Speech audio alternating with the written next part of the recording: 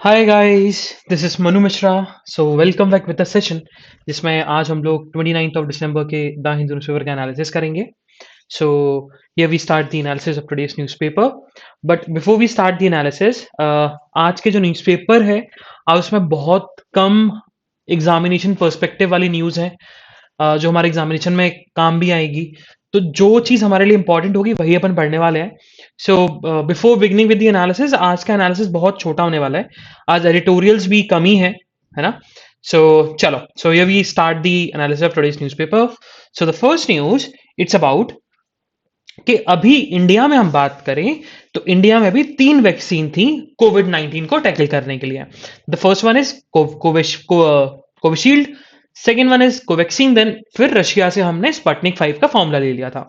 लेकिन फाइनली अभी 2 वैक्सीन को डीसीजीआई ने अप्रूवल दे दिया है, and name of the vaccine is Corbevax and second one is Covovax. ठीक है, कोर्बावैक्स जो कि Hyderabad based pharmaceutical company biological E ने बनाया है, एंड कोवोवैक्स जो है वो जिसने कोविशील्ड बनाई थी सीरम इंस्टीट्यूट ऑफ इंडिया उसी ने बनाया है। ठीक है, सो 2 वैक्सीन अब और जुड़ गई। एक और important news, so ministry of health affairs से एक हेल्थ अफेयर्स से इंफॉर्मेशन आई है कि जो बूस्टर डोज लगेगा to the front line workers, to the doctors, health workers and to the people above the age of 60, उनको कोई भी सर्टिफिकेट नहीं दिया जाएगा, सर्टिफिकेशन नहीं मिलेगा फॉर दी थर्ड डोज के लिए। Moving further, so the second news, it's about the कि मिशनरीज, जो हमने कल पढ़ा था मिशनरीज ऑफ चैरिटी का जो उनका उनका जो एफसीआरए का जो नोट थी, परमिशन थी, वो मिनिस्ट्री ऑफ होम अफेयर्स ने रिजेक्ट कर दी। तो उसी चीज को लेकर होम मिनिस्ट्री के ऑफिशियल्स ने क्लैरिफिकेशन दिया है कि भैया ऑडिट में इरेगुलरिटीज दिख रही थी। मतलब उनका जो अकाउंट है, अराउंड हमने देखा था अराउंड 125 अकाउंट्स हैं मिशनरीज ऑफ चैरिटीज के इन ऑल ओवर इंडिया। ठीक है, और अगर हम बात करें तो और उनको 125 अकाउंट्स में फॉरेन फंड्स आता था। तो जब मिनिस्ट्री ऑफ होम अफेयर्स ने चेक किया with the help of finance ministry, तब पता लगा कि उनके ऑडिट्स में इरेगुलरिटीज आ रही हैं, जिसके चलते हमने उनको एफसीआरए का परमिशन, एफसीआरए एक्ट के अंदर उनको परमिशन नहीं दी to accept the foreign fund. ठीक है, यही चीज बताई गई। और इंटरेस्टिंग चीज ये है कि जो मिशनरीज ऑफ चैरिटी है, मिशनरीज ऑफ चैरिटी ने रिव्यू के लिए एप्लीकेशन भी नहीं डाली। मतलब उन्होंने ऑब्जेक्शन रेज नहीं किया जब मिनिस्ट्री ऑफ होम अफेयर्स ने उनको बोला कि भैया आपके ऑडिट में इरेगुलरिटीज दिख रही थी, तो उन्होंने रिव्यू के लिए भी नहीं डाला। तो इससे पता लगता है कि भाई मिशनरीज ऑफ चैरिटीज ने गलती करी है। मूविंग फर्दर, सो सिटी की न्यूज हमें नहीं पढ़नी है, हम लोग सिटी की न्यूज को स्किप करेंगे। So we move to the state page. Let's see, आज पूरा एडवर्टीजमेंट से भरा हुआ है और पॉलिटिकल न्यूज से भरा हुआ है आज पूरा न्यूज़पेपर। चलो, so here we move to the state page, let's see. So हमने एक न्यूज पढ़ी थी कि महाराष्ट्र में जो अपोजिशन पार्टी है बीजेपी, वो एक बहुत बड़ा ऑब्जेक्शन रेज कर रही है कि अराउंड 1.5 मंथ से, सॉरी 1.5 ईयर से महाराष्ट्र की लेजिस्लेटिव असेंबली में स्पीकर अभी तक अपॉइंट नहीं हो पाया, जब से मिस्टर पटोले जो कि फॉर्मर स्पीकर थे उन्होंने रिजाइन किया है। और जब अभी हुआ क्या, और अभी विंटर सेशन स्टार्ट भी हो गया था। जब विंटर सेशन स्टार्ट हुआ तो फिर जो महाराष्ट्र के गवर्नर हैं उन्होंने बोला, महाराष्ट्र के गवर्नर भगत सिंह खसौरिया ने बोला to the government, to the MP government, कि आप हमें ये बताओ कि आप इतने दिनों से महाराष्ट्र की लेजिस्लेटिव असेंबली में स्पीकर्स का इलेक्शन क्यों नहीं करा रहे। तो प्रॉब्लम देखो, ग्राउंड रियलिटी पे बात करें तो प्रॉब्लम ये है कि एमवीए जो है वो कोलिजन है 3 पार्टीज की, 3 मेजर पार्टीज की है, भी छोटी छोटी पार्टीज भी है लेकिन 3 मेजर पार्टीज है। एनसीपी है, शिवसेना है और कांग्रेस है। और प्रॉब्लम ये आ रही है कि स्पीकर किस पार्टी का बनाया जाए। तो इसी के चलते हुए एमवीए गवर्नमेंट जो है वो थोड़ा सा भी डिलेमा में है, कोलिजन डिलेमा में है कि किस पार्टी के पर्सन को स्पीकर बनाया जाए। अब इसी चीज को लेकर एमवीए ने क्लैरिफिकेशन दिया है कि हम लोग जब नेक्स्ट इलेक्शन होगा, मतलब बजट सेशन होगा, सॉरी नेक्स्ट सेशन में हम लोग बजट सेशन में स्पीकर का इलेक्शन करा देंगे। तब तक के लिए हमने स्पीकर का इलेक्शन पोस्टपोन कर दिया है टू दी नेक्स्ट सेशन, और we can say that to the budget session. Moving further, so Telangana ने भी 100% of their population has got their first doses, ठीक है। उनके तेलंगाना के जितने भी रेसिडेंट्स हैं अबव द एज ऑफ 18, उनको फर्स्ट डोज वैक्सीन लग चुकी है। मूविंग फर्दर, या सो एडिटोरियल एडिटोरियल की हम बात करें तो आज हमारे दो एडिटोरियल इंपॉर्टेंट है। The first one is about the following shot, इसको अपन डिस्कस करने वाले हैं, and the second one is it's about the trade defence, इसको अपन डिस्कस करेंगे। So first will discuss the trade defence वाला एडिटोरियल। अब ये है क्या, समझते हैं। देखो, रिसेंटली अगर हम इंडियन टैक्सेशन की बात करें तो इंडिया में दो टाइप की बॉडीज होती हैं। एक होता है CBDT, central board of direct tax, और एक होता है आपका CBIC, central board of indirect tax and customs. अब इनडायरेक्ट टैक्स का मतलब जैसे कि आप चिप्स का पैकेट लेते हो या कुछ भी आप फिनिश्ड गुड्स लेते हो एफएमसीजी से, जैसे कि आपने चिप्स का पैकेट लिया, बिग बिस्किट लिया, अब वो बिस्किट आपको 20 रुपीज का पड़ा, लेकिन आपने उस 20 रुपीज में टैक्स भी दिया लेकिन आपको पता नहीं लगा। सो दैट्स वाई उसको हम बोलते हैं इनडायरेक्ट टैक्स, क्योंकि पता नहीं लगता क्योंकि आपने टैक्स दिया या नहीं दिया, और वो इनडायरेक्टली दिया जाता है, कंपनी नहीं देती, आप टैक्स देते हो, आप जो गुड्स खरीद रहे हो, क्योंकि कंज्यूमर तो आप ही हो, जो कंज्यूमर है वही टैक्स देता है। अब व्हाट हैपन, और डायरेक्ट टैक्स क्या होता है, जैसे कि इनकम टैक्स हो गया, कॉर्पोरेट टैक्स हो गया, तो these are the direct tax. अब हुआ क्या, so central board of indirect tax and customs ने नोटिफिकेशन इशू किया और बोल दिया कि चाइना से जो 5 प्रोडक्ट आते हैं उनके ऊपर हम लोग एंटी डंपिंग ड्यूटी इंपोज करने वाले हैं, जिससे हमारे डोमेस्टिक प्रोड्यूसर्स को सेफगार्ड किया जाएगा। अब सबसे पहली बात कि एंटी डंपिंग ड्यूटी होती क्या है। एंटी डंपिंग ड्यूटी का मतलब है कि अगर मान के चलो कोई कोई कोई जैसे कि या so let's take an example, जैसे कि लेज है। सो लेज का जो पैकेट है वो अमेरिका से आता है इंडिया में, और अंकल चिप्स जो है वो अंकल चिप्स इंडिया में ही प्रोड्यूस होता है। अंकल चिप्स कोई अंकल चिप्स है, अंकल चिप्स जो है वो इंडिया की कंपनी ही उसको मैन्युफैक्चर करती है, प्रोड्यूस करती है, और वही लेस का पैकेट जो है, लेस के चिप्स का पैकेट जो है वो अमेरिका से आता है। अब मान के चलो कि यूएसए में लेस की चिप्स बनाना, पोटैटो चिप्स बनाना बहुत बहुत बेसिकली बहुत बोल सकते हैं कॉस्ट एफिशिएंट है, तो जिसके चलते जो अंकल चिप्स का पैकेट है इंडिया में उसकी मैन्युफैक्चरिंग कॉस्ट ज्यादा है ना। तो यूएस अपना क्या करेगा, जो 5 रुपए की चीज जो अंकल चिप्स जो 5 रुपए का यहां मिल रहा है, यूएस की कंपनी वो 3 रुपए में बेच सकती है। तो अब अंकल चिप्स 5 रुपए का पैकेट एंड लेस का पैकेट वो भी 3 रुपए का, तो आप क्या खरीदोगे, 3 रुपए वाला पैकेट खरीदोगे। तो जिससे जो अंकल चिप्स जो डोमेस्टिक जो इंडिया में प्रोड्यूस हो रहा था उसकी मार्केट खत्म हो जाएगी, लेस पूरा कैप्चर कर लेगा। लेकिन अगर Indian government anti dumping duty लगा दे लेस के ऊपर, मतलब और ज्यादा टैक्स इंपोज कर दे, तो फिर जो 3 रुपए की चीज है उसको 5 रुपए की बना दे, तो क्या हो जाएगा, कंपटीशन हो जाएगा लेस और अंकल चिप्स में।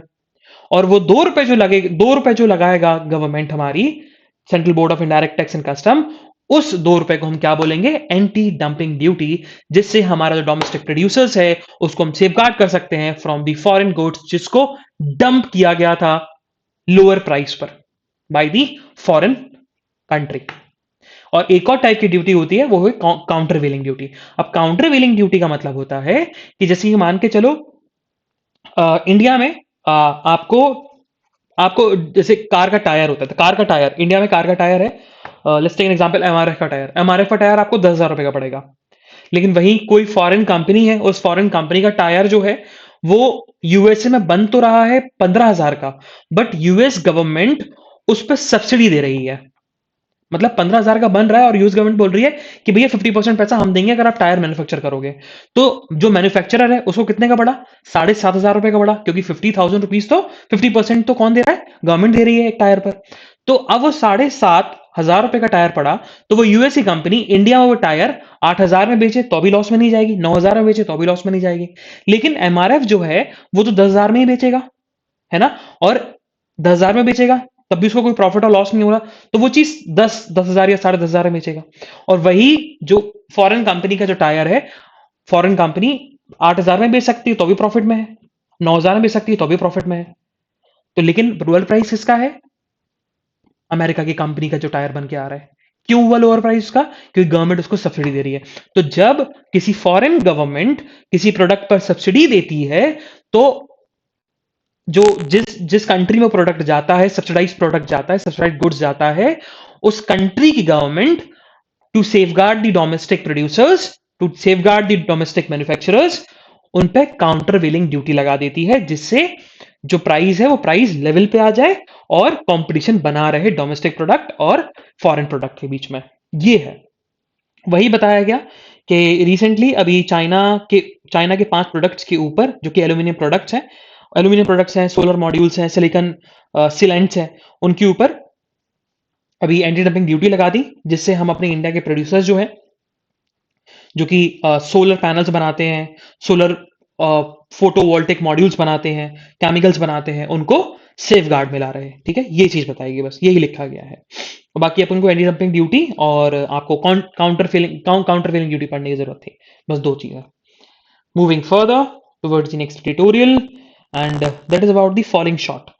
तो फॉलिंग शॉर्ट जो है ना, ये बेसिकली लिखा गया रिसेंटली अभी आपका फ्रीडम ऑफ रिलीजन से रिलेटेड, क्योंकि अभी हेट स्पीच का केस हुआ था हरिद्वार में, और भी बहुत सारे इंसिडेंट्स हुए, तो उसको अपन डिस्कस करेंगे। चलो चलो, तो जब हम इंडियन कॉन्स्टिट्यूशन की बात करते हैं, तो इंडियन कॉन्स्टिट्यूशन में there is there is a part called part 3 which talks about the fundamental rights. And fundamental rights के अंदर आर्टिकल 25 से लेकर article 28 talks about the right to religion of right to freedom of religion, जिसमें बताता है कि person के पास फ्रीडम है of conscience and free profession, practice and prorogation of religion का। ठीक है, और बताया गया कि अभी जो हरिद्वार में हिंदू रिलीजियस कांग्रेगेशन हुआ, कांग्रेगेशन का मतलब होता है गैदरिंग हुई, जिसमें कम्युनल हेट्रेट फैलाया गया, और उसके चलते उत्तराखंड की पुलिस ने सेक्शन 153 कैपिटल ए एक पर्सन के ऊपर एप्लीकेबल किया। फिर बाद में कल हमने पढ़ा था कि 2 लोगों के ऊपर और इंपोज कर दिया ये वाला सेक्शन, एक एफआईआर रजिस्टर कर दी। तो उत्तराखंड पुलिस ने जब इन्वेस्टिगेशन करी, तो इन्वेस्टिगेशन में नहीं बताया कि कौन इस इवेंट का लीडर था, किसने इनिशिएट लिया था, है ना, और कोई भी अर्जेंसी दिखाने की जरूरत नहीं समझ रही उत्तराखंड पुलिस इस केस में। फिर ऑथर का यही कहना है कि अगर इस टाइप के इवेंट्स होते रहे, तो that event will openly call for genocide and violence. ठीक है, और ऐसी कट्टरपंथा, इसको बोलते हैं बाइगेट्री, ऐसे अगर कट्टरपंथा फैलती जाएगी, बाइगेट्री फैलती जाएगी, तो ये सिर्फ मोनोपोली क्रिएट हो जाएगी एक पर्टिकुलर रीजन के लिए, अगर लॉ एंड ऑर्डर डिपार्टमेंट ने इस पर स्ट्रिक्ट एक्शन नहीं लिया। ठीक है, ये चीज बताएगी। और अभी सिर्फ अकेला हरिद्वार में ऐसा इंसिडेंट नहीं हुआ, बल्कि अभी in the state of Punjab sacrilege के केसेस बहुत सारे देखने को मिल रहे हैं। दो place of worship, Sikh place of worship पे 2 लोगों का मर्डर हुआ इन अ सेपरेट इंसिडेंट, जिसके चलते इरेशनल पैशन देखने को मिला, बिकॉज मैटर किसका था? रिलीजन का मैटर था, जिसके और यही रीजन था। सो इवन दो कांग्रेस है, राष्ट्रीय स्वयंसेवक संघ है, ये सब रिलीजियस वायलेंस में इन्वॉल्व होते हैं, क्योंकि कांग्रेस की गवर्नमेंट है पंजाब में। तो वही चीज बताई गई, जो पंजाब के कांग्रेस चीफ है इन पंजाब, नवजोत सिंह सिद्धू, उनका भी यही कहना था कि बहुत सारे पॉलिटिशियन जो होते हैं वो रिलीजन को एक्सप्लॉइट करते हैं अपने इलेक्टोरल पर्पस के लिए। ठीक है, जिससे जो पब्लिक का फेथ होती है गवर्नमेंट में, वो धरी की धरी रह जाती है। ये चीज बताने की कोशिश करी है इसमें। Moving further, so on the national news, so again all news are from politics, बस एक ही न्यूज बची है, and this thing only tells about कि सुप्रीम कोर्ट ने अपना व्यू जताया है, अपनी बेसिकली अपनी इच्छा जताई है कि हमारे इंडिया में जो लीगल सिस्टम है उसको चेंज कर देना चाहिए और उसको इंडियनाइज कर देना चाहिए, क्योंकि अभी प्रेजेंट में जो हमारा लीगल सिस्टम है वो कॉलोनियल एरा पे चला आ रहा है। ये चीज बताया है। Moving further, again on the national news, nothing very important news. So what happened? So कल अराउंड 6,358 नए कोविड-19 केस देखने को मिले, और 75 कंफर्म्ड ओमिक्रॉन वेरिएंट के केस देखने को मिले। महाराष्ट्र में कोई भी ओमिक्रॉन वेरिएंट का नया केस देखने को नहीं मिला, बट गुजरात में केसेस जो हैं वो एक्सपोनेंशियली राइज हुए हैं। सो लोअर अरुणाचल प्रदेश में, लोअर मतलब लोअर वैली ऑफ अरुणाचल प्रदेश में एक टाइप की ट्राइब रहती है जिसको बोलते हैं अपातनी ट्राइब। आपने उनको फोटो वोटो में देखा होगा कि बड़े बड़े बड़े बड़े बेसिकली कान में वो रिंग्स होते हैं, कान में रिंग्स पहनते हैं, अपनी नाक में उनका बहुत बड़ा छेद होता है, उनका नाक में पहन पहन के रखते हैं, उनकी नाक बहुत बड़ी बड़ी हो जाती है, मतलब हाँ। तो हाँ, अपातनी ट्राइब जो एक टेक्सटाइल प्रोडक्ट बनाती है, उसको जीआई टैग के लिए गवर्नमेंट को एप्लीकेशन भेजी गई है। तो जीआई टैग पता है क्या होता है? It's geographical indication one of the IP, intellectual property right. ठीक है, जैसे कि कॉपीराइट होता है, आपका पेटेंट होता है, वैसे ही जीआई होता है, जियोग्राफिकल इंडिकेशन। जैसे कि आपको क्या बोल जैसे कि वेस्ट बंगाल के रसगुल्ला को मिल रखा है जीआई टैग, क्योंकि और जीआई टैग उन प्रोडक्ट्स को दिया जाता है जो सिर्फ स्पेसिफिक जगह पर ही मिल सकते हैं और कहीं नहीं मिल सकते। ठीक है, तो वही अपतानी टेक्सटाइल प्रोडक्ट को भी जीआई टैग के लिए एप्लीकेशन दे दी गई है, और there are chances, 100% chance, 99% chance कि जीआई टैग मिल जाएगा। और अपतानी ट्राइब याद रखना, it's from the lower Arunachal Pradesh. अगर आपको याद रहा हो ना, तो अपतानी ट्राइब एक बार आप गूगल पे सर्च करना, डालना, इमेजेस देखना, आपको याद हो जाएगा, आपको समझ में आ जाएगा कौन अपतानी ट्राइब होते हैं। और they lives in the lower valley of Arunachal Pradesh. Moving further, so finally, after the complaint, after the application given by the Indian Council of Cultural Rights, finally जो मिनिस्ट्री ऑफ सिविल एविएशन है उसने बोल दिया है कि अब फ्लाइट्स में Indian music ही चलने वाले हैं। ये चीज बोल दिया। वर्ल्ड न्यूज की हम बात करें तो वर्ल्ड न्यूज में ऐसी कुछ न्यूज नहीं है अगेन जो हमारे एग्जामिनेशन पर्सपेक्टिव के लिए इंपॉर्टेंट हो। And from the business news, yes, one important news and that's about के ICRA, one of the rating agency in India, उसने प्रेडिक्ट किया है कि for the physical year of 2022 and the physical year of 2023 हमारी जो GDP है वो 9% से ग्रोथ करेगी, और जो भी सेक्टर्स ग्रोथ नहीं कर रहे हैं वो भी एक्सपोनेंशियली ग्रोथ करेंगे, जैसे कि आपका मैन्युफैक्चरिंग सेक्टर हो गया, इंफ्रास्ट्रक्चर सेक्टर हो गया, ये सारे सेक्टर्स भी ग्रोथ करने वाले हैं। सो ये था आज का एनालिसिस, बहुत छोटा और क्रिस्प। सो कल हम लोग फिर मिलेंगे with some exciting news, some exciting current affairs and some interesting editorials.